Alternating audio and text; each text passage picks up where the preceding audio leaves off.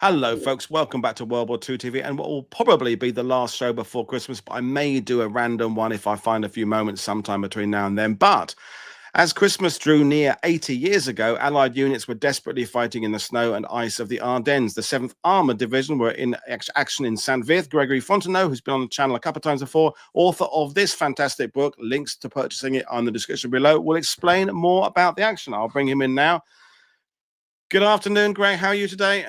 I am well, sir. Thank you for having me again. I really enjoy your show, and I enjoy watching it, even if I'm not on it. Well, that's the way we do. The guests become the viewers become the guests. It's the circle of life. And, we were just talking about before going live there, before we begin your presentation, the Battle of the Bulge sort of suffers a little bit from the fame of what's happening in Bastogne and the 101st Airborne and those few things we know about. We think of the Germans dressed as MPs, and there's certain factors we have that kind of frame that battle. But the largest ground campaign the U.S. Army fought in I think in history, and it's interesting that we focus on perhaps not necessarily the most interesting bits, but the best remembered and best told. So I know you're going to talk about this in the presentation, but how important is it that we widen our lens when we look at the Ardennes? Well, I think it's supremely important for several reasons. First and foremost is, in my opinion, the Battle of the Bulge is no doubt the largest campaign the U.S. fought in World War II. I have an argument with Roger Cirillo over whether it was the largest campaign ever. He contends Meuse-Argonne is, and I defer to him on that because I don't know World War I like he does. But also because of the strategic implications of the fight. And as you know, for most of the time since the end of World War II, historians and Americans and Brits have been arguing back and forth over whether the narrow front versus broad front and all those kinds of things. And this is an example of a narrow front attack being destroyed by an effective defense, and ironically led in part, at least, by Monty, who was, as you know, an advocate of a narrow front. The second reason it's important is because, and I'm going to talk about this a little bit more, strategic choices made years before influenced this battle. And I think that's something everyone needs to recall. When we take decisions at the national level to do away with a particular arm or to change fundamentally the way we do things, that is not something you can go back and undo very readily. It takes time. So any strategic choices you make matter. And I think the other point that you made is that the scope and scale of this operation is there's nothing like it on the Western Front since 1940. And there's nothing like it on nothing like it on the Eastern Front, because the scale and scope in the Eastern Front's even bigger. What's interesting, in the final point before we get into some of the charts, is that on December the 12th, 1944, Hitler briefed his officers for the last time. And one of the things he pointed out to them, which was accurate, I mean, he said many things that were inaccurate, but in this case, he was accurate, that in the West, the Germans had as many troops as the Allies. That was never true in the East. And the problem in the East was complicated by the great scale of effort and so forth. But in the West, with as many men as he had, equal to the size of the Allies, he had some opportunities to do things in the West he did not in the East in 1944.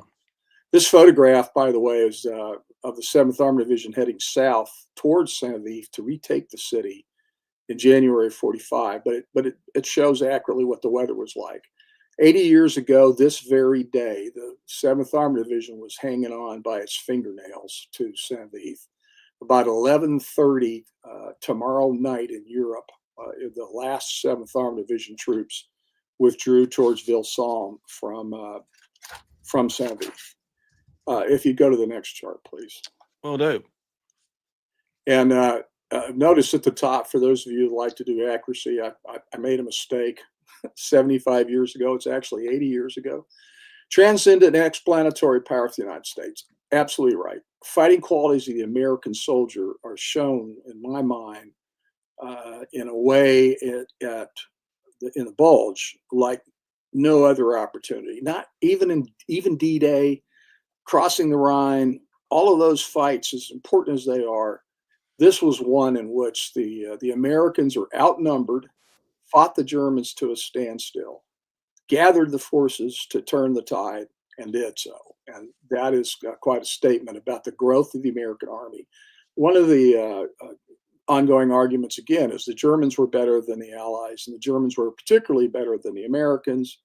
The Americans never were as good as the Germans. And when you interviewed Germans at the end of World War II, they said, well, the German army of 44 was not the German army of 39 or 40. Yeah, and the American army of 44 was not the American army of 38 or 39 either, because it was the 14th size in the world. And by the end of World War II, it's in the top 5. And it's, by God, it's a damn good army, to tell you the truth. Finally, old dead Karl von Clausewitz's theories still matter. If you would, the next, sir, this is set some context. Oh, sorry. In July 1944, let's go back one, please. I'm sorry, you're right. That was my fault. I skipped it on too much, but there we are. We're good now. This is what I want to. This is what the book tells you about. Is what the 7th Armored Division and what the context is in their case, doctrine, structure, and resources. And I'll cover that for the Germans and for the Americans. The last little cloud comes as part of a quotation from Hasso von Manteuffel. 20 years after World War II, Hasso von Manteuffel, Bruce Clark, and others, including Robert W. Hasbrouck, commanding general of the 7th Armored Division, and other soldiers, Will Rogers Jr., who had gave up being a congressman in the United States House of Representatives to fight as a tank destroyer platoon leader at St Vith. These guys got together and they did a 2-part television series called The Battle of the Bulge, and it is on, you can find it on C-SPAN or just look up Battle of the Bulge. It'll just about come up on any number of places, YouTube included. It was done by The Big Picture, which was an Army public affairs presentation. And in this meeting, he and Clark are standing together in an intersection in St Vith, talking about the battle. And it's remarkable because Clark's about 6'3" or 6'4", and I don't think Manteuffel was much more than 5'4" or 5'5". So it's this tiny little man about whom Omar Bradley said that he couldn't believe this tiny little man had made so much trouble for the Allies. But he said that the kleine Leute had made the essential difference in the story, in the outcome of the fight. And when he said that, kleine Leute literally means the small people. But in the context of the sentence he made, he meant junior leaders, the squad leaders and platoon leaders and company commanders. Once the general officers and colonels had gotten things where they could position them, the fight passed out of their immediate control. And so when you think about command and control are the things that keep the troops between the left and right limits, so to speak. Command is understanding that your soldiers are going to do what needs to be done within the left and right limits if they're well led. And that's the point he was making. His platoon leaders and squad leaders on both sides, but certainly on the American side, made a big difference. Next, sir, please. Yeah, so the context is the strategic guidance. In almost the same week, in November 43, the Tehran-Cairo conferences occurred, and that let the strategic guidance for the Allies, including the invasion, with setting a date for the invasion, and the rest of it. And Hitler issued Führerbefehl 51, and I'm going to read a quick part of it. He says in the order, Führerbefehl literally is a leader's order, supreme leader's order. For the last 2.5 years, the bitter and costly struggle against Bolshevism has made the utmost demands the bulk of our military resources. Then he goes on to say, the threat from the east remains, but an even greater danger looms in the west, the Anglo-American landing.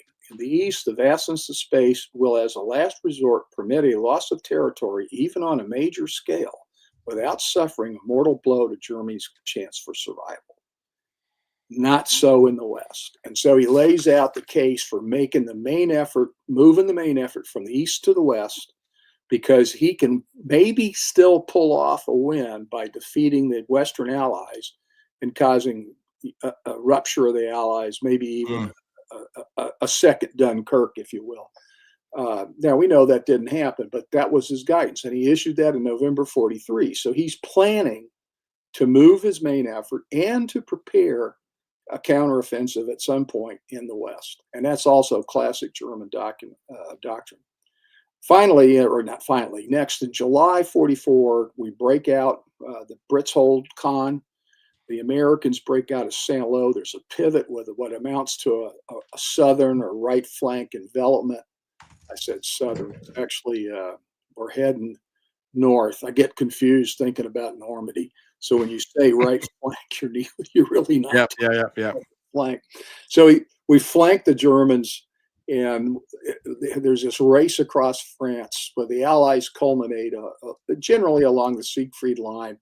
And that is in the middle of September. 17th of September is when Market Garden starts, where the British try to force a crossing with an Allied Anglo-American 1st Airborne Army in the lower Rhine River at Arnhem. We know that failed. So the second or third piece of the context, or second piece of the context, is we're now spread out almost 500 miles from the Netherlands practically to the Alps along a continuous front. By continuous, I mean there's somebody along the way. It's not shoulder to shoulder by any means. The two armies were both approaching exhaustion. It sounds kind of crazy to say that. Certainly the British and Commonwealth were at the end of their manpower. The American manpower was going because in order to maintain the industry that produced the weapons that equipped the Russians and the Allies largely, you had to keep somebody home. Rosie the Riveter couldn't do it by herself. So the U.S. Army, which originally had planned to build the 200 divisions, constantly reduced its thinking, and it finally built only 89 Army divisions and 6 Marine divisions. And so with 95 divisions, it fought World War II on multiple fronts. And by the way, there were 22 U.S. Army divisions in the Pacific. So 22 plus 6 Marine divisions is 28 out of 95 are in the Pacific. So the Pacific is not a lightweight enterprise. And then the fourth bullet, I'll let people read for themselves. Sir, if you would. So the 7th Armored Division, and one of the reasons I find this division interesting is it is a classic draftee division. It is not a National Guard division. It was not one of the regular Army divisions. It was an invention of World War II. It was activated in 1942. It is trained and arrives in May of 44. Lands in Normandy between the 10th and the 14th. And as soon as the battalion got off the boat, it was sent east to go to join a fight. So the 7th Armored Division is committed piecemeal into the battle as literally as it left the boats. Fought across France, as you see, was reassigned to the 21st Army Group to fight in Holland because they go back to the point I made about the Commonwealth running out of troops. And the original plan of having 2 routes into Europe, one or into Germany, one north of the Ardennes and one south of the Ardennes, one that would go through Frankfurt and the other that would go up through Ruhr. In order to do that, Montgomery needed some additional troops, and so the 7th Armored Division was one of those. They were then committed in the Bulge on the 17th of December, 44. More about that later.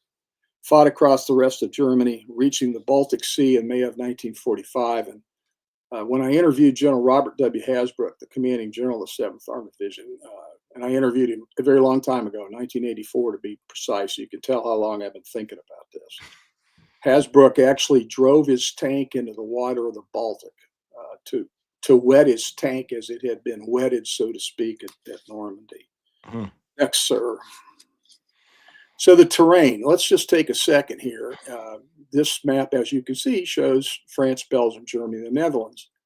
And you can see the city of Aachen at the very tip of a little thumb-like extension of the forest area called the Hurtgen. The Hurtgen, the Ardennes, and the Eifel, in my mind, may as well be considered as one forest. But the Ardennes-Eifel is the piece we're talking about today. Shaped more or less like an isosceles triangle, about 20 miles or so at its width, and about 75 or a little less maybe at its length, extending from Sedan, France, nearly to the Rhine River. Now, this is densely wooded, hilly terrain. And there are a lot of things about this terrain that are important to remember, one of which is lots of trees. Let's look at the next chart. This is a picture taken by B Troop 87th Reconnaissance Squadron's one of his platoon leaders, Lieutenant Bill Knowlton, who I never got to interview, but did write letters back and forth with him when he was the superintendent at the United States Military Academy. These are light tanks out of the 87th Recon, probably from B Troop. You see how close the trees are together. And this is, again, January of 45. But the weather was about the same. So lots of dense forest. And next chart shows there were relatively few open spaces, but this happens to be one.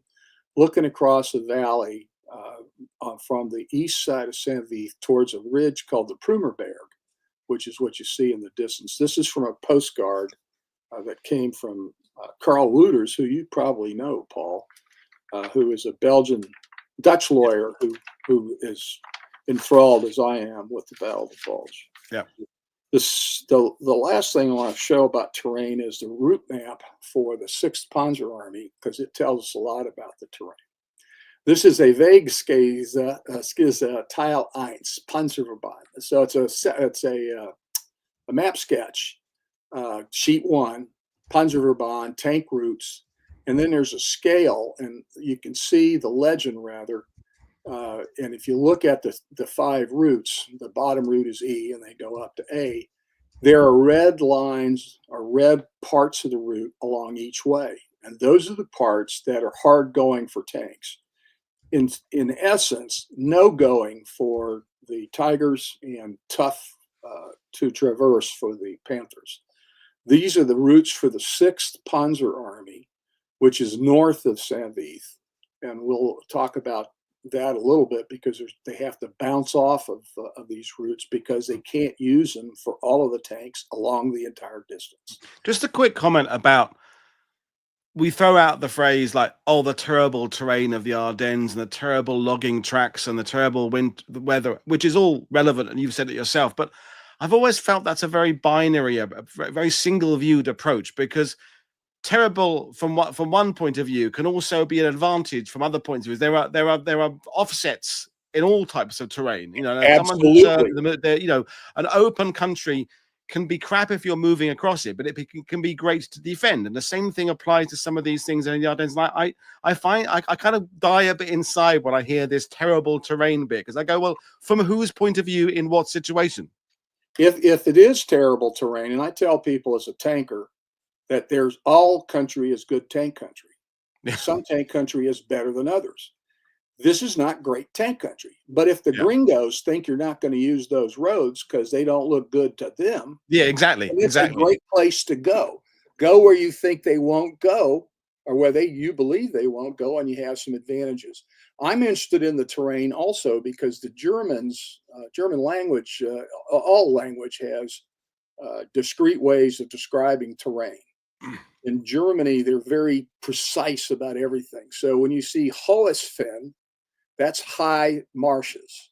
So you can't see it very well on this sector sketch or the route sketches, but the ground around where it says Hohesfen and just to the north of the route B is pretty rough insofar as it's marshland. Why is that? Well, these are high mountains, comparatively speaking, and the Our River, in fact, rises out of the area here in the Ardennes forest, and it's an important river in the area. So the other thing that's interesting to me about the way Germans, name things, if a town ends in Bach, B-A-C-H, it's a stream. So you see Butgenbach up in the center, and that means there's a stream there. Similarly, there are other Bachs further south. So everywhere there's a Bach, and there's lots of Bachs there, there's a stream. If you see a Feld or a Hof, it's a field or farm. A Hof is associated with farm. So there's several places named with that. A Roth, as in Lanzaroth, is a clearing in a forest. So you learn a lot about what's there by the name of the place.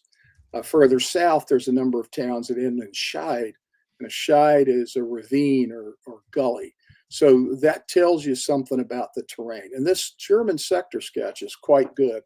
By the way, it was captured on the second day of the battle and I've had the pleasure of handling it myself at the Eisenhower Library. And for a historian geek nerd like me, that's pretty exciting stuff. All right, sir, let's move on. So German and U.S. concepts are important here. I mentioned earlier 89 divisions, 22 in the Pacific. But we had, in Greg Fontenot's opinion, there were people that would argue, but I had a very spirited argument with a British colleague about who had the most flexible and effective artillery in World War II. He's entitled. Always going to be close, though, isn't it? It's very close. And as I told him, he's entitled. And a bit subjective as well as objective. Yeah. Yeah, of course it's subjective. You do the best you can with what you have, but each of us has their own preference. Both the U.S. Army and British artillery were very flexible and very effective. The advantage the Americans had is they had more of it. Yeah. And what both could do, and the Americans learned to do quite effectively, is time on target bombardment. So you could put together 18, 19, at one point 18th Corps put 21 artillery battalions together, firing simultaneously with the rounds arriving on target at the same time. I said firing simultaneously. That's not correct. The impact was simultaneous, but to achieve that, you have to do a different time of flight for each tube to get to that target. You're talking about a fairly, prodigious math problem that they could work in half an hour at the most by telephone. I mean, we think about the technology that we have today. Be a lot easier, but it was pretty tough to do in those days. In World War I, it was practically impossible to do unless you had days ahead to plan. Yeah. And the only people in Europe during that war that had more artillery than the Americans were the Russians. Give you an example how tough it was. The 8th Corps, on the third day of the attack, on the 19th of December, had 55 artillery battalions firing for it. 55 artillery battalions. That's a lot of guns. So doctrinal differences. In the United States Army, U.S. Army was built really to do the kind of fighting the Germans were alleged to have done, which the Blitzkrieg, the Lightning War. The fact is, what they really meant to say was Bewegungskrieg, and I take that from Rob Citino's work on the Wehrmacht, and I think he has it exactly right. The other thing that is a difference is the Americans have decided that the Germans operated on Auftrags tactique. I never believed that because I could never find anybody saying that in German documents. Yeah, thank you. Hallelujah. Yeah, I have never seen that. And an Auftrag I've seen in German orders, and that's a task. So Auftrags tactique, American Army has taken that to mean initiative based on mission. But as Rob Citino points out, once again, I tip my hat to a brilliant historian, the term the Germans used was Selbstständigkeit, which is self-reliance. So they were expected to exercise initiative. If you look at FM 100-5, 1941, which I have, in the U.S. Army, initiative is also a big thing there. We built an army to fight a mobile combat. The seminal argument on that is probably historian Russ Weigley, who has passed on.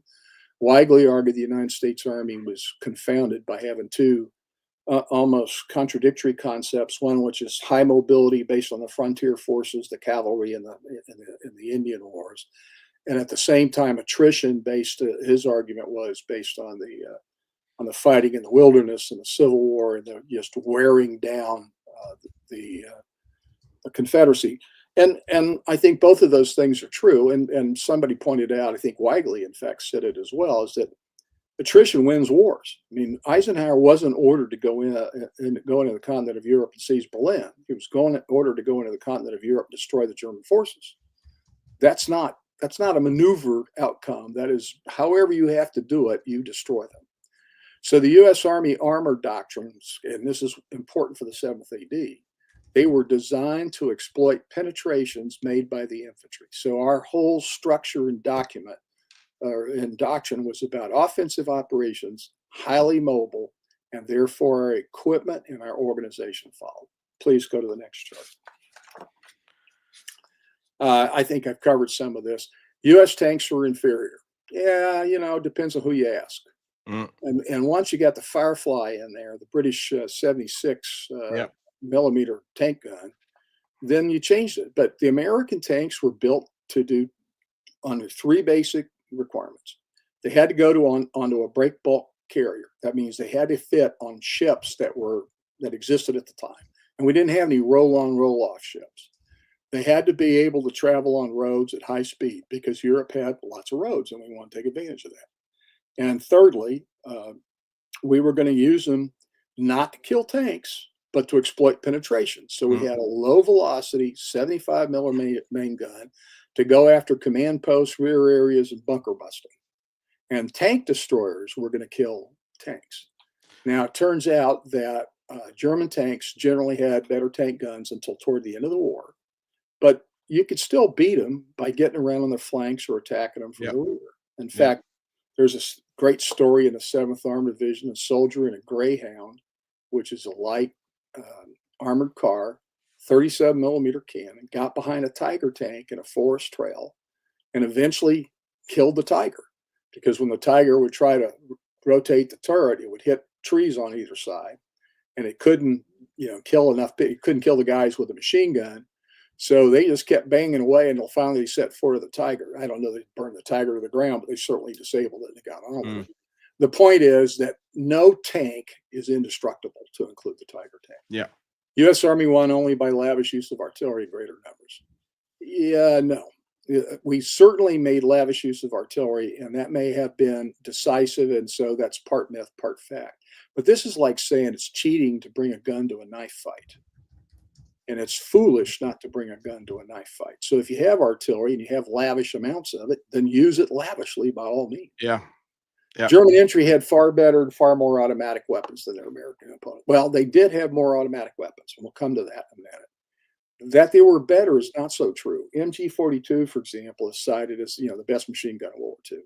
Great machine gun, huge cyclic rate of fire, so huge that German infantry, because they weren't, especially in the Volksgrenadiers and later when they weren't as well trained as they might have been, tended to burn the weapon barrels out or have to continually change them or cause them to freeze up because they fire long bursts. And any machine gun, if you fire continuous burst, are going to burn up. Continuous front lines, secure rear areas, no. And that's certainly true in 8th Corps, and we'll talk about that. All right, a couple quick charts on organization. This is how the Armored Division of World War II was organized. There were two, quote, heavy divisions that had 2 tank regiments and an infantry regiment. Those were the 2nd and 3rd Armored Divisions. All the other armored divisions were organized with 3 tank battalions and 3 armored infantry battalions. There were 3 combat commands. Originally, the intention was only A and B would be fighting commands, and the reserve would be a C2 headquarters of minimal utility for fighting, designed to take units out of the line, arrest them, and refit them. In the end, they wound up using the reserve command as an actual operational command. They weren't structured for that, so they demobilized armored group headquarters that they had planned to use and found no use for, and filled the combat command reserve. So now you had 3 small brigade capabilities. You could have a tank and an infantry battalion in each of those 3 units if you wanted to. You could organize any way you liked. Then you see on the left division troops. You see those are troops assigned to the division. They belong to the division. Then in the division trains, you see units that were assigned to the division, part of the division. And then on the far right, there's 1 unit that is assigned to the division, the 87th Recon Squadron. The other 2, the 814th Tank Destroyers and 203rd Anti-Aircraft Artillery, were attached. They weren't assigned. They were loaned to the division from higher headquarters. Next chart, we'll look at the 106th Infantry Division because we're going to talk about it too. This is there's a German rule for this that we follow. It was Einheit, is a rule of 3 in this case. So 3 regiments of 3 battalions each. 3 rifle battalions each have 3 rifle companies. They also have a cannon company, or rather a weapons company, and each regiment had a cannon company, and usually those were howitzers.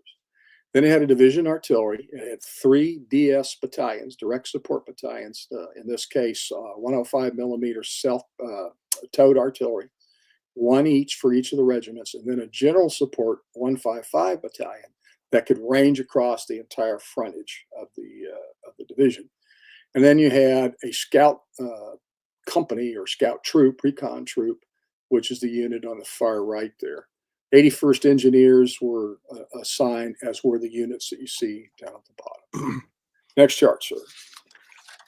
Now let's talk about the bad guys. Here's the 116th Panzer Division. Both the American Army and the German Army started out planning to have 2 tank regiments and an infantry regiment in each of their armored divisions. Neither of them could afford to do that. By the end of World War II, 1944 table of organization for German tank divisions, you had 1 tank regiment, and in this case, this is the 116th. It had a Panther battalion and a PKW-4 Panzerkampfwagen for tank battalion. These 2 tank battalions brought a total of 104 tanks into the fight. And then in the case of the 116th, they had 2 infantry regiments or Panzer Grenadier regiments. The 1st and 2nd battalions in the 60th were on half tracks. The 156th was mounted on trucks. And then you see they had 3 artillery battalions. 1 was SP, and then the other 2 were towed. As I remember, the SP was 150, and the other 2 were 75 millimeter howitzers. They had an Aufklärungsabteilung or recon battalion or recon squadron, and this one is the 116th. And then across the bottom are the units that were assigned. And note that they had a replacement battalion, Ersatz battalion or Ersatzabteilung. That's where this kind of a school unit you brought replacements into. And this is an important difference between the Germans and the Americans, and I think the Brits as well. The German Ersatz here, or replacement army, would train replacements, and they'd move in a march battalion under leadership that was going to be assigned to that division. So they would then arrive, and if time allowed, they would go through the school battalion, train to get comfortable with how that division did things. So they had a pretty good system for doing it. And ours worked also, but it was just different. Lastly, let's talk about the Volksgrenadier divisions. Volksgrenadier divisions were organized in 1943-44 to accommodate the shortages. If you go to the next chart, Paul. So the 18th Volksgrenadier is emblematic, symptomatic, it's a sample, and it's one of the key units in this fight. It had 3 infantry regiments, each of 2 battalions. They had originally had 3, but they're down to 2 battalions. They had a 75 millimeter, 105, and 150 towed artillery battalion. They had a Fusilier battalion or light infantry mounted on, actually those are riflemen mounted on bicycles. And they had an anti-tank battalion with a very effective Hetzer anti-tank, Czech-built anti-tank, self-propelled anti-tank gun. And they had their engineers and signal corps. So those are the troops. Let's press on. So in the 7th of September 1944, I'll let people read this, Army Group B had only 100 tanks remaining out of 155 or 1,552 on June 6th. They did get back to the Siegfried. They beat the Allies to the Siegfried. But what people forget, there's a lot of argument, and maybe it's relevant, except it didn't happen. So I talk about what happened, what might have happened. Is the Germans built a bunch of fortress battalions. These were not particularly well-trained organizations. They didn't have all the infantry training they would have had if there'd been more time, but they were trained to man the pillboxes of the Siegfried line. Now, the Siegfried line, or West Wall as the Germans called it, had been built in the 30s and had to be, they needed to be refurbished because they'd run down. So there'd been some refurbishing work. It wasn't as prodigious a fortification as it might have been in 1936, but it was in pretty good shape. And what the Germans manning those, and you're running out of fuel and equipment if you're the Allies. And bear in mind, when 3rd Armored Division got to the Siegfried, and I think it was the 11th or 12th of September, they had about a 50% operational ready rate in their tanks. Because like the Germans, they'd been running hard all across the summer. We were in much, much better shape than the Germans. I don't want to suggest otherwise. But the Germans had enough folks to man those lines and essentially stopped the Allied advance.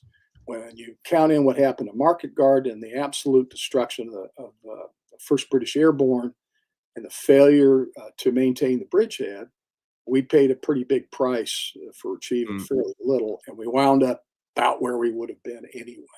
The good news is by then we'd also opened up the port of Antwerp, so the supply situation was better. Now, the Germans, on the other hand, had at the behest of Hitler begun rebuilding armies, or the army, in the fall of 44, and they had equipped 28 divisions. The rest, I'll let your audience read that. And finally, the German railway had managed to move units into position. And the number of 1,600 trains is an ex post facto analysis done by the Supreme Headquarters Allied Expeditionary Forces Air 2, the Air Intelligence Officer, looking at post-war reporting and German records and his own records and it's a really amazing after-action report. He tracked all 1,600 trains. Now, we saw a great many of these trains coming into the fight. And something I'm working on now is intelligence in the Ardennes. How do we get it wrong? Subject for another time. So that's what's going on. The Germans have gotten back to the line. They adopt an elaborate deception plan. We have a deception plan of our own.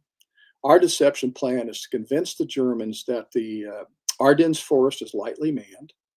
And it was. We only had 4 divisions there. We had the absolutely worn out 28th Infantry Regiment. It's on the main roads, crossing the Ore River, heading almost due west to Bastogne. We had the 4th Infantry Division down on the south end of that. And we had the 106th Division arriving on the 10th of December on the north end. And finally, the 9th Armored Division with one of its combat commands in the working for 5th U.S. Corps, and the other in this area. And you see in this post-war map done by an Army cartographer showing the approach to the Siegfried. And the 1st Army line, if you look at the city of Aachen down to Monschau, that's essentially the amount of ground that 8th Corps held, which is about 100 miles. And a World War II infantry division could defend about 10 miles. Yeah. And the armor outfit that was there only had 3 of its battalions, so it wasn't in position to help much. So this was pretty lightly manned. Now, there are some other things that are important to remember at the 106th Division. So the 106th Infantry Division is going to be the star of the show for the next few minutes until the 7th Armored Division arrives. Arrived in, let me start again, did all of its training to be fully ready to deploy, and completed that by September of 1944. In that month, because of infantry losses in the Bocage fighting and the pursuit across France, half of that division, let me say that again, roughly half of that division was reassigned to other units, and the division got replacement officers and replacement soldiers in their stead. So now you have a unit that had been fully trained, ready to deploy, is being remanned, but not retrained for deployment. They get finished being remanned in October. They move to camps in New Jersey, awaiting embarkation. They embark in late November. They get across the Atlantic. They arrive in the United Kingdom in December, and they go into the Channel and spend 3 days in stormy weather. So they're seasick as hell when they're put ashore in Le Havre on, I think it was the 7th or 8th. And they spend a night in a soaking wet field with no tentage. They board trucks the next morning and are trucked from Le Havre to just southwest of Aachen in the Battle of the Bulge, in what becomes the Battle of the Bulge. Yeah. So they're frozen and already are suffering in some cases from trench foot before they even get to the line. So they go into the line, and by the way, it's still a great book about it. It's called Line in the Way by Depew, D-E-P-Y. Line in the Way is good. Charles Whiting, a British soldier, wrote a book called Death of the Division. He wrote several books. He was part of the 30 Corps. And so he saw. I'm not a big fan, to be fair. Whiting doesn't cite any sources. Mm. You should never use Whiting as a source, but he tells a good story. Yeah, exactly. Yeah. He's in the kind of Ambrose category for me. Yeah, he's people. If you want to read a short book about the 106, Whiting's your guy. If you want to read a good book, well cited, then Depue's your guy, or even Greg's your guy. So when you look at the problem here, and I haven't got a good map of exactly what that looks like, is at 5:30 in the morning of the 16th of December, 1944. Something on the order of 1,800 guns light up the eastern horizon. In fact, a soldier up in Losheim Gap on the Elsenborn Ridge could see it, and it looked like the whole horizon was aflame. And then he found that within about 30 or 40 seconds, what those flames were the muzzle blast of howitzers and guns being fired from the Germans. And immediately the 61st Corps with the 18th and 62nd Volks Grenadier Divisions launch into the area that is manned by the 106th Division. And by mid-morning that day, they have encircled 2 regiments of the 106. And I have a map that'll show that in a minute. Let's go to that map. This shows the attack itself, and you see where the 106th is, just below, or their headquarters was in Vilsam, but the line of troops extends to the east of St Vith. So the 6th Army bangs off of them, but the main attack that they receive is from the 61st Corps of the 5th Army. And go one more, and then we'll come back to this one. Okay, so this that you see here is an overlay showing where the units of the 106th were that were enveloped, and that's the 422nd Infantry Regiment and the 423rd. The 424th is to the south of that, and then you see CCB 9th Armored Division is going to come in and join the fight. So let's go back one. Yep. So the situation that happened on the 16th is the one that's revealed on the next chart. What this chart shows is the routes the 7th Armored Division were assigned to get south. Now, one of the things people don't talk about much is how quickly the U.S. Army reacted. At 6 o'clock in the evening at Verdun, Eisenhower happened to have Bradley there to talk about infantry shortages, and he tells everybody there, and he puts the word out instantly. He is the only man that understood that first day that this was not what Bradley thought, a spoiling attack. This was, in fact, a counteroffensive. So that very moment, he committed the only reserve he had, which was the 18th Airborne Corps, 82nd 101st Division, that moved by truck from rest camps north of Paris into Bastogne in the case of the 101st. And the 82nd goes up to what will become the northern shoulder up around northeast of the town of Monthey. And I know this is confusing because we don't have maps of all that, but that just illustrates where they're coming from. In the north. Quick question for you, if you don't mind, Greg, about, again, I like my talking about this binary nature of things. Another thing I think is a problem with some of the Battle of the Bulge literature is the definition of green divisions and veteran divisions as being absolutely all that matters in these situations. Because as we know, in the fall and winter of 44, there are veteran divisions that are on their last legs because of morale, because of trench foot, because of just being in the bloody line for so long. And there are green units that have been training for months, if not years, and are actually quite fresh. And then there are variations of that. Those green and veteran labels are only really a starting point, not a definition. Would you agree? Yes, green. Yeah, it isn't green or red. It's not green or vet. Yeah. Readiness is not objective in any case. It's subjective, and it depends on the quality of the leadership, the quality of the training the soldiers had before arrival, and how they're received. Now, I can tell you, the only exception to that, in my opinion, is the 106th Division, because they were ravaged by the Army to take soldiers that were trained and put them into units going overseas that had a higher priority for deployment than they did.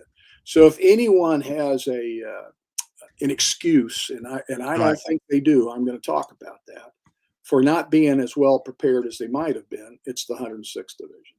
The 82nd and 101st are, they're pulled out of the line for a reason. They got smacked about pretty hard in Market Garden. Not like the 1st Airborne, but they got smacked about. So they've been absorbing replacements. They're not just resting, they're absorbing replacements and training. The 7th Armored Division has been fighting with the Brits up in Holland. They're down in Geilenkirchen, and they're getting ready to take part in a 1st Army, or rather a 9th Army offensive assigned to a 9th Army Corps. But they're not in the line yet. So they're available. They're sent south. In 3rd Army, the 10th Armored Division is not in the line. They're getting ready for an attack. So they're sent north. And parenthetically, the reason the 3rd Corps of the 3rd Army could be released with, I think it's 2 or 3 divisions in 48 hours, 24, Patton said he delivered, is because they're getting ready for an offensive operation. So they're not in the line. So they're committed units, but they're not physically in the line at that point. So however brilliant George Patton is, he could do what he did because of the adaptability of the U.S. Army and the way that it was trained. The other thing the U.S. Army could do effectively is do staff work. So you could send, we have 250,000 troops moving in the north within days, and they're all moving on planned routes. And I'm showing you here the planned routes. And so the 7th Armored Division is not a green unit, but it's like these other units. It's got replacements in it. Nobody's fully veteran. When you look at the 110th Regiment and the 112th Regiment of the 28th Infantry Division, they're bled white in Hurtgen, and they're going to take the biggest hits in the initial attack. And yet they react like you'd want a veteran unit to do. Well, how is that? Well, only the strong survive is part of it, Paul, as you know. But the other part of it is they had effective regimental and battalion and division leadership. Yeah. So in this case, the 7th Armored Division is ordered south, and they're told it's an admin move. So they're going to have IPs and traffic control points and release points and all of that. And they're going to move their combat forces on the western route from Heerlen through here, down through her, Stavelot, Tripont, and Vilsong. The soft stuff, Reserve Command, the Division Tactical Command, the Division Artillery, the 203rd Anti-Aircraft Battalion, and Bravo of the 129th Ordnance, as well as a Battery B of the 229, I think it was, Field Artillery Observation. Guys that weren't even in the march order snuck into the convoy. So they're all taking off and heading south on the 17th. Now, as it turns out, the 7th Armored Division convoy in the east is going to be interrupted by none other than Joachim Peiper, who is leading a 16-mile-long stretch of armored vehicles from the SS Leibstandart Division, or the Lifeguards of Adolf Hitler's division, at Malmedy. And the artillery battery that inserted themselves into the column were stopped and told, don't go further south because the Germans have cut the road. And the battery commander told the military government commander of Malmedy, I got to go south. And so he went off, and the rest is history. Later on that same day at Stavelot, I think it's Stavelot, the combat elements of the 7th Armored Division were struck by Joachim Peiper again. Nevertheless, they managed to get in. And the key points here is we're going to talk about Poteau, Recht, and Saint-Vith at length, but the line is still just to the east of the Saint-Vith. The other unit that was immediately released from the north was CCB, 9th Armored Division, and they're going to join the defense. So let's go back to that next chart. So this is what the situation looked like on the arrival of the 17th, on the arrival of the 7th Armored Division on the 17th of December. You see 424th in the south. CCP of the 9th is at Winterspelt. The rest of the division is coming in, and they're being put onto the Prumerberg, which is that ridge that we talked about, just to the east of Saint-Vith. They aren't able to get out to Schoenberg yet because they're just arriving. And the way this went down is as follows.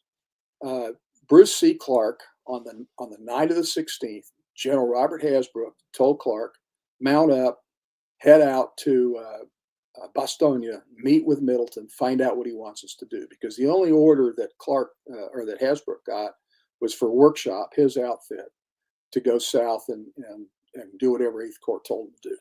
So 7th Armored Division's lead team is a guy named Woodruff, who's later a judge in San Francisco, who was Clark's aide, a driver, and Clark himself. They get to Bastogne. Middleton tells him, head out to St Vith in the morning and organize your guys as they come in. So he doesn't have much knowledge of what's going on.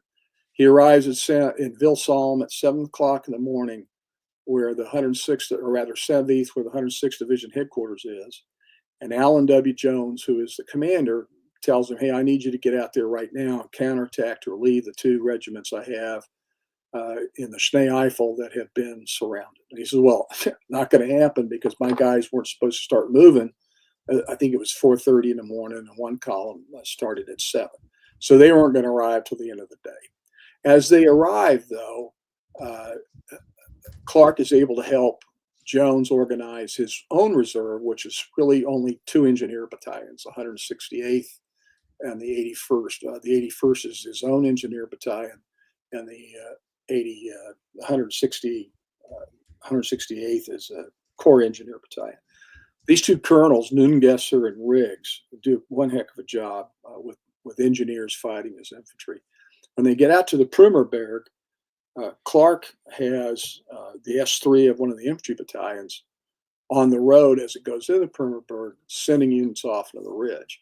Clark himself is at the edge of the city, and as they're coming in, he's sending guys off to respond.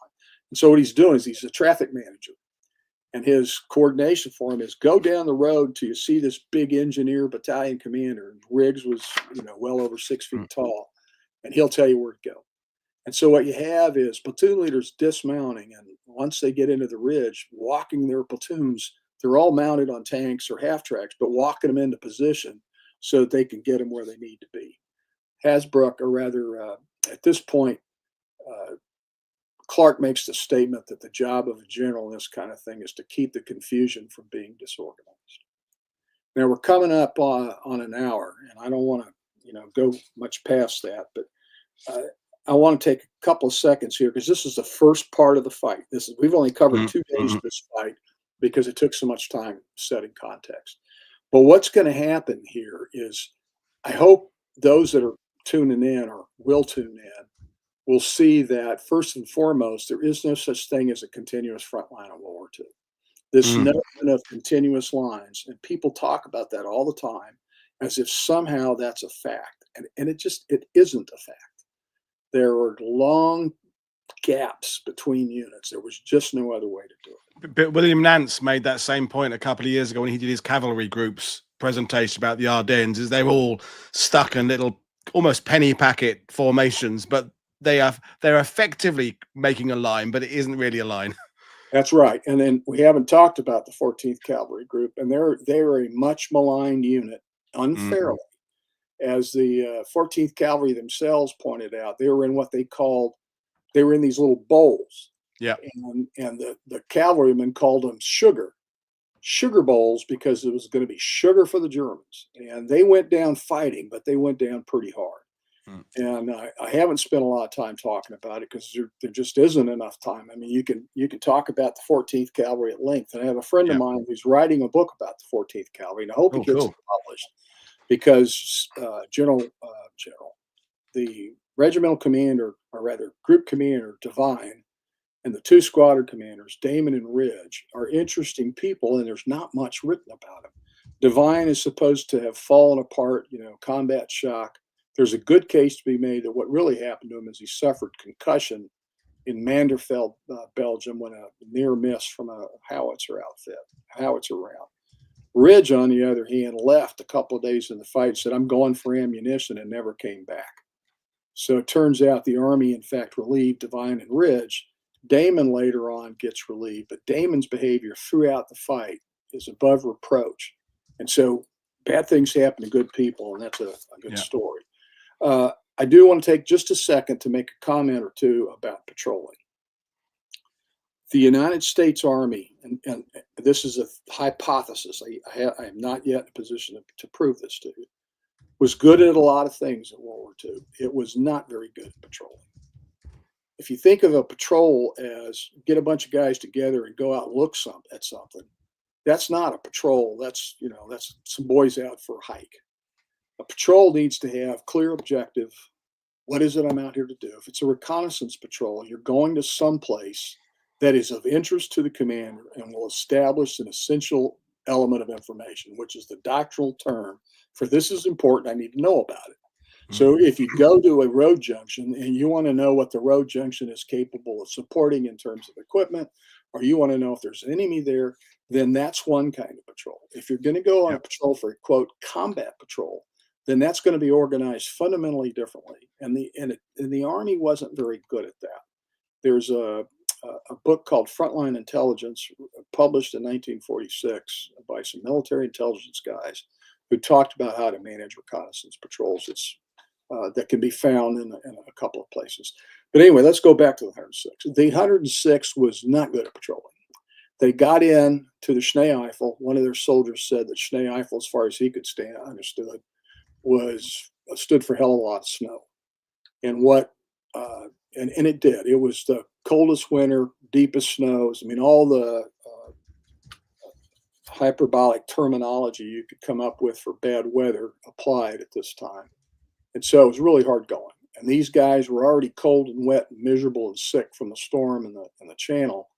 And they spent a lot more time trying to get warm and comfortable than they did doing the things that'll prevent you from being killed. And so they were not patrolling. Now, there is allegedly an order that I have a researcher trying to find for me at the National Archives that told them not to patrol. I've never found such a thing. It's a rumor to me until I see a document that said go do this. What I do know is they admitted to not patrolling. The morning after they got in, one unit came out of their dugout, which they'd inherited from the 2nd Infantry Division, the unit they relieved. And it was a note on the side of their dugout that said, "Welcome to the Schnee-Eifel," signed the Germans. So obviously the Germans weren't afraid to patrol, and they would patrol forward through the outpost line of the Americans and finally into the actual line. So they had a much better idea of what was happening. And the 106 had 0 patrols, so they didn't know that they were about to have an attack mounted on them. The 2nd Infantry Division hadn't done much better. So the 2nd Infantry Division, a veteran division, which later performed brilliantly in the defense, was tired and hungry and cold, and they weren't doing a very good job of it either. Yeah. So when you get down to the big lesson learned for the 106th Division is, if it's going to get you killed, you take care of that first. A cold and pneumonia will eventually kill you, but it won't kill you as quickly as a German overrunning your position. The second point about this is that you have a rookie commander, Alan W. Jones, had never been in combat, had never commanded a division in combat. So he talks to Middleton, and this is a clear case of confusion generated by lack of clarity on both sides. He tells Middleton that he's got the 2 regiments. This is the end of the day on the 16th. That are just about surrounded. What do you think about me withdrawing these guys? And so Middleton tells him, well, do what you think best. If you think you can hold. If you need to come out, come out. So when Middleton hangs up the phone, he thinks he's told Jones, go ahead and pull those 2 regiments out. Jones hangs up the phone, thinks he's been told to keep the regiments in position. So by the time the 7th Armored Division arrives, he has 2 regiments surrounded. On the 19th or 20th of December, 44, he orders the 2 regiments to try to break out towards the Schönberg. But by then, both the 18th and the 62nd Volksgrenadier Divisions have gotten in there. Last couple of quick points, and then we'll try to summarize since I've used up the time without getting. Do we need to move the maps on, or yet, or are we still?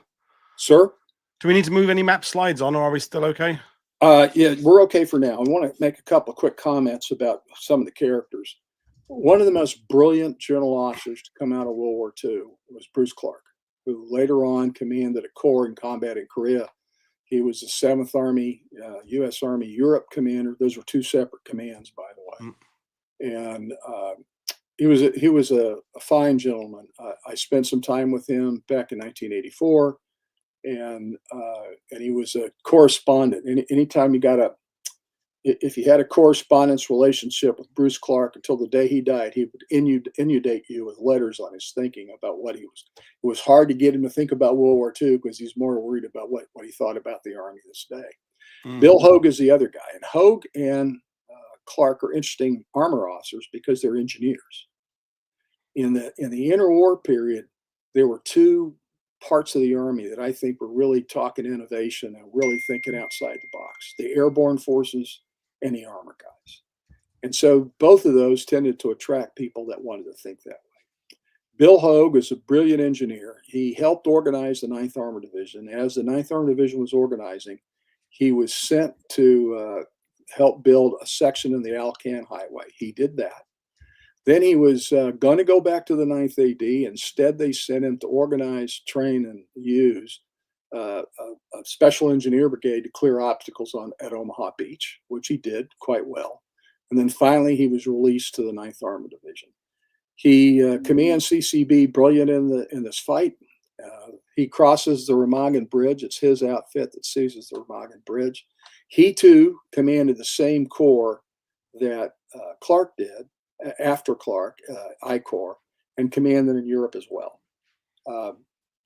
Bill Hogue was a remarkable man. Robert W. Hasbrook, who was an artillery officer, grew up in the artillery side of the armor community and was, according to Chester Wilmot, who was not a great admirer of the American Armed Forces, had earned the title to be one of the great men coming out of the Ardennes. And by the way, unlike a lot of American historians, I don't find Chester Wilmot's thinking despicable. I think he's actually pretty even-handed. I want to show one more map to illustrate how things got by the end of the defensive operations. This shows, this is an overlay that's designed to show the operations around the 20th. St Vith is up in the upper right corner. You can barely see it. There's a whole bunch of arrows at it where Combat Command B of the 7th Armored Division is. Ville-Salm is kind of in the center upper part of the map. And you see there's a kind of a horseshoe. But the point here is there's no longer a line. There's nothing like a line. This is units fighting to hang on to bits and pieces of this. And from the very beginning of the fighting, it was like this, an individual initiative. And I'm going to conclude with an anecdote. There's a young officer who's executive officer of an infantry company, armored infantry company. He was known as Navajo Whiteman. His name was Joe V. Whiteman. I found his family on the 1940 U.S. Census. He was born across the street from the Navajo reservation, across the road, I should say. It wasn't a street, thus explaining the nickname Navajo in part. He was one of 11 children, and he went to college, and he paid for college allegedly by selling souvenir Navajo blankets. So Joe Navajo Whiteman is the XO of an infantry company. He arrives outside of the little town of Recht on the road towards Poteau. And you know the story of the 14th Cavalry, Paul. So they're at Poteau. They try with a little organization called Task Force Maze to attack Poteau and drive the Germans back up the road towards Losheim Gap. Instead, they got ambushed. The Germans had detected them organizing, and so they really blew them up. Well, Whiteman's just down the road. He sees all this tracer and flames and smoke, and he says, okay, somebody's got to do something about this. So Whiteman gets a couple half tracks that he has, a tank that he's repaired, a mortar track, and a handful of guys, and they go out there and get in the fight. Over the course of the day, he would stop people going through and say, hey, where are you heading? In one case, it's an infantry lieutenant with, I think it's 60 or 80 infantrymen and 4 deuce and a half trucks. And he says, well, we're out of ammo and we're out of orders. And so Whiteman says, well, I've got ammo and I can give you some orders. So they join the fight. By the end of the day, he's got something like 900 men from 13 units and a lieutenant colonel artillery battalion commander firing using his direct support artillery to support him. When Hasbrook hears of this, he issues a radio order authorizing Joe V. Whiteman to command what he then calls Task Force Navajo. Now that is Auftragstaktik, if you like that, or Selbstständigkeit, if you like that better. it is initiative of the right kind, and you have a commander with the courage to underwrite it. And in that instance, Hasbrouck shows the classic Clausewitzian, the ability of a commander, of the effective commander in the darkest of hours to see glimmerings of light. And that's Robert W. Hasbrouck. And it was one of my great honors to have had the opportunity to interview him. Back to this last map, and then we'll call it a day. This shows something like 9 different German units bouncing off or attempting to take to drive the 7th Armored Division, and attending units, which include Combat Command B of the 9th Armored Division. Jones has been moved. He's had a heart attack. He's been relieved of command. 424th Infantry Regiment, therefore, the 106th is fighting with him. A couple of Corps air defense units are fighting with him. The 112th Infantry Regiment of the 28th Division got blown out of the line, and they withdrew northwest into this position to defend. And the remnants of the 14th Cavalry Group. So you have Hasbrouck in command of his own division, regiments from 2 other divisions, a cavalry group, and an armored combat command from yet another armored division, and ash and trash from various artillery units that belong into the Corps. And he put all this together, and he hung on for dear life until finally on the night of the 22nd, they were driven out. And they were authorized to come out by General Matthew B. Ridgway, but arguably at the behest of Monty, because General Montgomery had sent his own Phantom Corps guys down. He called them the Phantom Corps. They were essentially smart young officers who were designed to be his eyes and ears at the flot. So he would send these guys out to see for themselves what was going on. They would report back. And Montgomery's observation is they can retire with all honor, or they can come back with all honor. To the day they died, Hasbrouck and Clark maintained that Montgomery saved the 7th Armored Division, that if it had been left to Ridgway, he would have kept them in place. I believe that's a mistaken idea.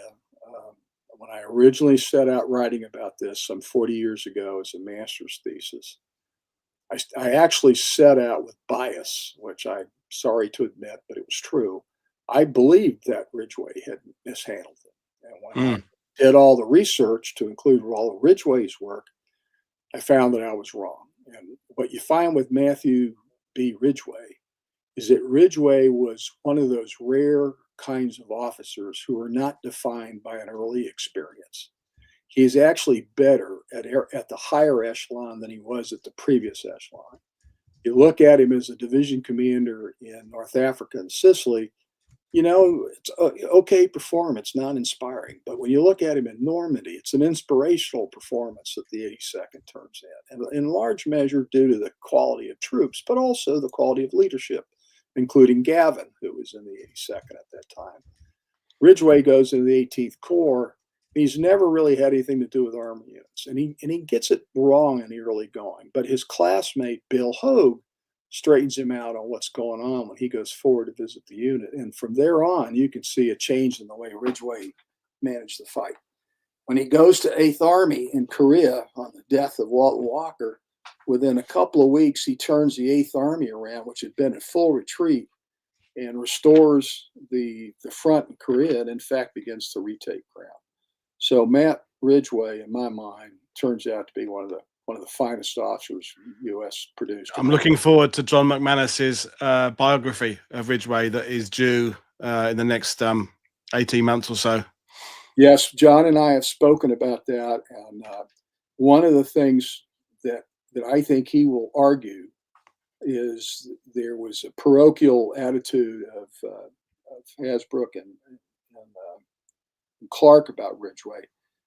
That might be so, but I think with Clark, it was personal, that he was personally offended by the way Ridgway approached them. I don't know, and I can't wait to read what John writes, because as you know, he's a brilliant historian, and I certainly admire him. That, sir, is my story. Do you want to have the losses slide so we can have a look at that? Yeah, let's do that. Yeah, one of the reasons this is important is when you talked about veteran units, well, they're only veteran. The survivors are the veterans. The unit isn't veteran. So on Christmas Eve, it was ordered to take Monhay. It didn't do very well. It did quite poorly. In fact, Bruce Clark said it was the worst day in his military career. They lost 110 tanks. When you add up the number of tanks they had, that's more than 50% of their strength. On one night, they lost 40 tanks to the 2nd SS Panzer Division. And we didn't get a chance to talk about that. That's a great story. Well, everyone's asking for you to come back and do the second part, frankly, basically, at some point. I would love to come back and do the second part, because the part that we ought to talk about is how the hell do they withdraw? And then talk about the crossroads fight at Barak de Freitur and the destruction of the 40th Tank Battalion. Well, let's just make a date. We'll do it now. We'll be back in touch and email, and we'll make a date and we'll do it, because it's there's more to this subject, and it's been absolutely fascinating talking to you about it. And and we barely mentioned the 101st, and I don't mean any slight. Are they in the fight? Well, the other fight, you at some point need somebody to talk to you about. I'm not competent. I mean, I can talk about it, but I'm not competent to cover it right. Is the battle babies of the 99th Division. That came up at the sidebar. Yeah. Yeah, the 99th Division this is a green unit. And they don't fight like a green unit. They do a hell of a job. And there's a great story of one of the 1st Division regiments is sent in there to bolster the 99th, the 26th Infantry Regiment. The executive officer is a guy named Van Sutherland. And Van Sutherland is, big handlebar mustache and, taught English at United States Military Academy for years. I saw him. He's a very imposing guy. He goes into the command post of the 99th, and there's, chaos everywhere. And I'm paraphrasing, but he's in a stentorian voice, he says, "The 1st Infantry Division is here. There's nothing to be concerned about. Everything is going to be okay now." Well, to some extent that turned out to be true, but that should take nothing away from the 99th Division, because the guys up the 99th Division and the 26th Infantry Regiment, the ones that hold the shoulder, Lyle Bach's platoon, the intelligence and reconnaissance platoon of the 494th, stop a Fallschirmjäger division with 18 guys. We have covered that. And the 820th Tank Destroyer Company that's in the Losheim Gap does a heck of a job too. These are all, though, remember, the INR platoons led by Lieutenant Bauch. That's a Kleine Leute fight. Yeah. And so I'd be glad to come back. I'd like to talk about the Barak de Freitur fight and the extension of Hasbrouck trying to run a fight where his front line's in a horseshoe shape and his rear areas fighting at the same time and in 20 miles of depth. How do you manage that when you're looking at crayon or grease pencil markings on overlays, and you don't have what we call FBCB2, which is computer generated, transponder supported blue force tracking? So the blue commander, if his tanks aren't dead, can see where they are. This gets back again to the point of will of the commander, the idea of being able to see glimmerings of light in the darkest times. Yeah. And Clausewitz's no shooting about friction. And it's there everywhere. And by the way, there was plenty of friction on the German side. We didn't even talk about that. Yeah, no, I mean, it's absolutely, the recurring theme when we have these shows is that, again, it's that binary approach to everything, that there were units there that did badly, then other units came in and saved the day. And it's, we talked about the 28th, and they are much maligned as well. John McManus's book, Alamo of the Ardennes, another great story. There's a book devoted to the history of the 110th.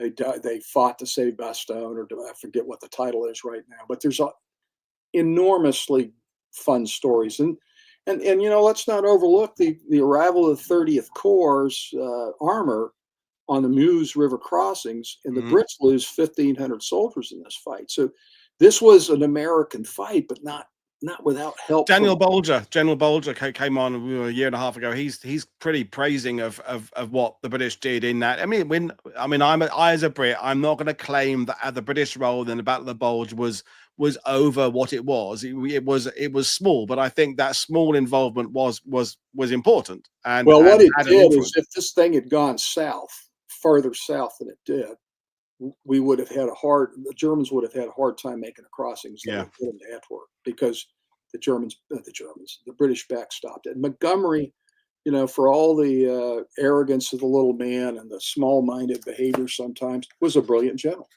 If you're looking for well-adjusted human beings, you don't generally find them in a general officer's mess.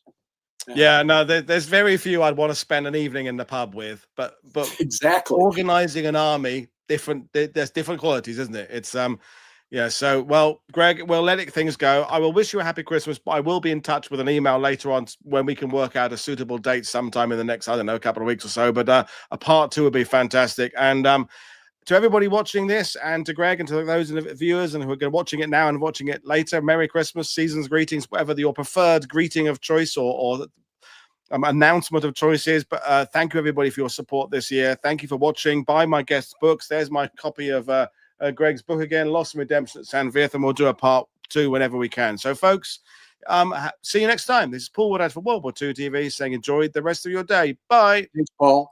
Bye.